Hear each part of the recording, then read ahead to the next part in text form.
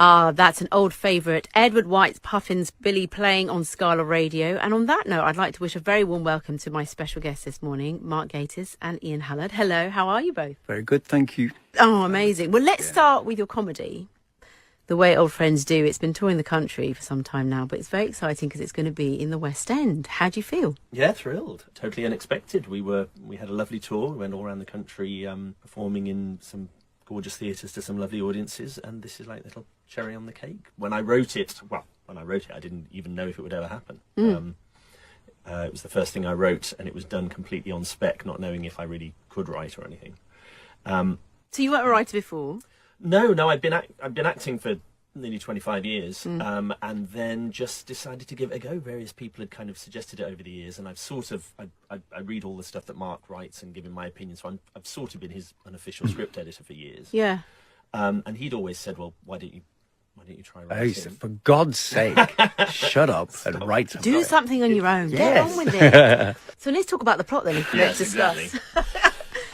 It's a comedy about the world's first ABBA tribute band in drag. And I would say it's a real crowd pleaser. We started at Birmingham Rep, and then went on tour, and it really, it's very tough out there post COVID to get people back to the theatres, but it's been a real tonic. I think the response has been fantastic, and it's ABBA is a huge part of that because everyone loves ABBA, but actually the combination of things, the idea of the drag tribute act. And the friendship is a very powerful recipe, I think. But mostly it's just very funny. Yeah, so there's energy and it's, vibes, what people are really wanting right now with so much going on in the world. So, Mark, when did you get the responsibility of directing? Now, for people listening, you are a couple. So, obviously, like you said, you've been linked with each other's work. But then to have you direct it as well, it's pretty close, isn't it? I got one of those, do you know those blackmail notes cut out of newspapers? Yeah. It just appeared in the post. Yeah. He said, if you don't do this, this relationship's on the rocks. Your career and your relationship. I can't remember. I really can't remember now when first, it certainly wasn't a prerequisite because Birmingham Rep were very interested and then everything got knocked back by COVID, didn't it? So it just sort of fell into place. It wasn't a foregone conclusion. And we actually had quite a long discussion about whether it was the right thing for you to do. And eventually, after much begging, I allowed you to do it. Yeah. But no, I think because it's so close to my heart, it felt quite risky handing my baby over to another director. So I knew I could trust Mark to come. Yeah. And we're quite lucky, without sounding too smug. We've got very similar tastes when it comes to art and acting and theatre and stuff. It's very rare that one of us will leave a theatre or a cinema and love something and the other one turns around and hates it. We usually agree, don't we? Yeah. Really horrible, isn't it? James Bond is maybe the one. Oh, who likes James Bond and who doesn't? Mark likes it and leaves me cold. No, so you don't like any James Bond? I don't. You like Casino Royale, didn't you? Daniel Craig coming out of the... No, it wasn't. You liked it. No, it was. It was good. No, it was good. Who's your favourite James Bond? I know I'm going a bit off piste here, but I do find it intriguing about who's your James Bond? Of course. Sean Connery. He's the greatest. I like Roger Moore. I love Rog. Oh, I love Rog too. We won't fall out. My favourite is On Her Majesty's Secret Service with George Lazenby. That's my favourite Bond film. Oh, really? Because he only did one, didn't he? Yeah. It's a wonderful film. But Connery's the best, indisputably.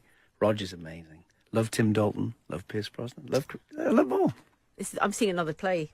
Yeah. There's never been a Bond musical. No.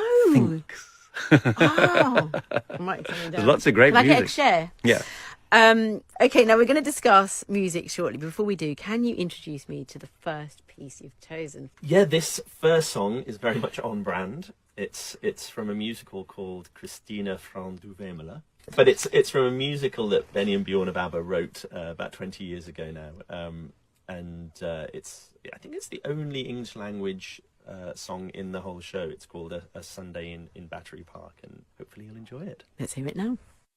And it was chosen by my special guest this morning, Mark Gatiss and Ian Hallard, who are, I'd say, the creators of a new comedy coming to the West End, the Criterion Theatre next month, The Way Old Friends Do. It's a feel-good play, so go and see it, go and support them. They're very excited that it's there. So can we talk about music? Because obviously you chose that piece. what sort of music do you like listening to, and what does it play the role of music in your lives and your careers? Well, we have very diverse tastes. We listen to a lot of pop. Ian listens to a lot of 80s pop, but he's always introducing me to new bits. We watched that wonderful show. What's it called? I don't know. Which one are the you Saturday talking night about? one.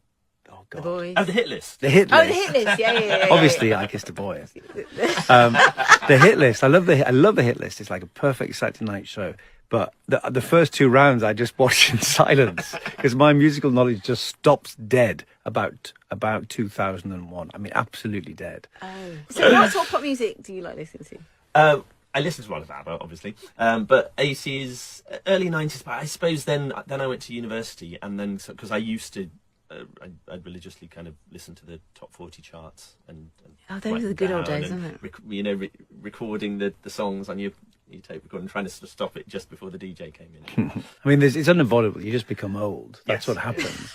I've said this before, but I remember once saying to someone, it's like that moment, you no longer know the names of the bands on Top of the Pops. And he went, what's Top of the Pops? And you go, oh, God, even the reference is gone. Oh, no. But I like, we were watching The Masked Singer a couple of years ago, and Jason Manford as Badger. Hedgehog. He started singing this song. I said, this song's wonderful. What is it? It was Chandelier by Sia. Yeah. I'd never heard it. I was about 3 years late, but I came to it through Jason Manford. Well, you as still Hedgehog. came to it. I did. Although you did prefer hedgehogs. I did, yes. Oh. And one of the things I love playing on my show is the jukebox, where we play pop music, classical versions of pop music, because it's just, when you hear a different arrangement and the layers of it, when you've liked Britney, I mean, I'm just like, oh my gosh. Yeah. No, I love that. Actually, also talking about the olden days, I remember coming to some classic pop music through an album called Classic Rock. The advert is very, very famous, and it's sort of imprinted in my mind. It's sort of animated, and it's all these Vikings and stuff, and Painted Black by the Rolling Stones. The first time I ever heard it was in this orchestral version. They're very they hang around, don't they, like ABBA. Okay, well, Mark, lots of people listening this morning will know you from The League of Gentlemen and Sherlock and Doctor Who. How do you feel about music written for screen? Because that's just as powerful. I mean, just the words and the imagery, but the music, it has to really tie in. So how do you feel about that sort of marriage and it's complementing each other? It's hugely important. I mean, do you have a role in that, or do you? Yeah, very much. Yeah. I remember taking the pilot of Sherlock to David Arnold to score, and it was so exciting to get him and just think about what it might be and all those things. But also, I love film music, and I love the whole sort of lineage of it and what it represents, and also what it can do to a scene. There's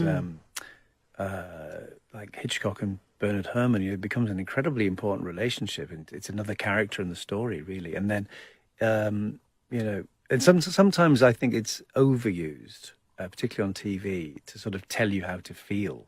And I'm always trying to find stuff I do, trying to find spaces to leave it out or drop it. Do you know what I mean? It's actually like an underscore or something. But then there are moments when you just have silence and you're suddenly aware of it because it's rather nicely cushioned by music. Oh, that's interesting. So my guests on Scala are Mark Gatiss and Ian Hallard. Tell us about your second music choice before you go. One of the reasons I picked it was I got 20 odd years ago. I was appearing at Opera Holland Park in a production of Carmen. It was an outdoor production, and it was freezing. And I just remember having to, being my flip flops and my vest top and my chinos, at the dress rehearsal, whilst a howling wind blew across the stage whilst we were trying to pretend that it was very hot and sultry in Spain. And eventually the director just said, "Oh, go and get your coats." That became a design decision. Exactly. Yeah. Carmen in Parkers. Thank you so much for that, and good luck next month. Thank you.